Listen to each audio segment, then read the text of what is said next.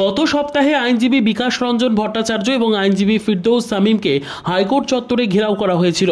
তারই প্রতিবাদে আজ সোমবার কলকাতা হাইকোর্টে বিক্ষোভ দেখান চিটফান্ড সাফারার্স ইউনাইটেড ফোরামের সদস্যরা। তাদের দাবি, প্রথম থেকে আইনজীবী বিকাশ রঞ্জন ভট্টাচার্য এবং আইনজীবী ফিরদৌস সামিম রাজ্যের একাধিক দুর্নীতির অভিযোগের মামলা লড়ছেন, তাই শাসক দলের মদতে তাদের উপর হামলা চালানো হচ্ছে এবং তারা হেনস্থার শিকার হচ্ছেন।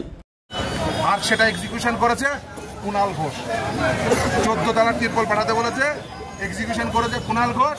একই জায়গা থেকে ছবি প্রিন্ট আউট হয়েছে, যেখান থেকে জাস্টিস রাজাশেখর মান্তার ছবি প্রিন্ট আউট হয়েছে, সেই একই জায়গা থেকে জাস্টিস বিশ্বজিৎ বসুর ছবি প্রিন্ট আউট হয়েছে। পুলিশকে খোঁজ করে বের করতে হবে, আর পুলিশ যদি খোঁজ করে না বের করে, সব কিছুরই ব্যবস্থা আছে।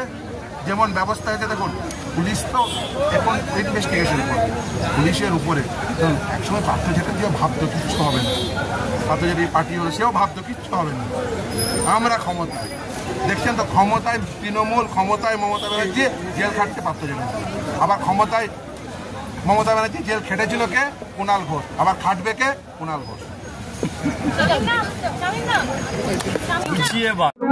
আইনজীবীদের ভয় দেখাবার চেষ্টা, তার মাধ্যমে গোটা বিচার ব্যবস্থাকে প্রভাবিত করার এবং কলঙ্কিত করার চেষ্টা যা হয়েছে গত পরশুদিন আপনারা দেখেছেন, এটা অত্যন্ত নিন্দনীয়। ওরা ভেবেছিলেন ভয় দেখিয়ে আইনজীবীদের ভয় পাইয়ে দেবেন। ওরা জানে না পশ্চিমবঙ্গের আইনজীবীদের, তারা গুন্ডামি এবং দুর্নীতির বিরুদ্ধে লড়াই করবার শপথ নিয়েছেন, লড়াই করে যাবেন। পুলিশকে নিষ্ক্রিয় করে আইনজীবীদের দমানো যায় না, সেই ঘটনাটা সেদিন প্রমাণ হয়েছে।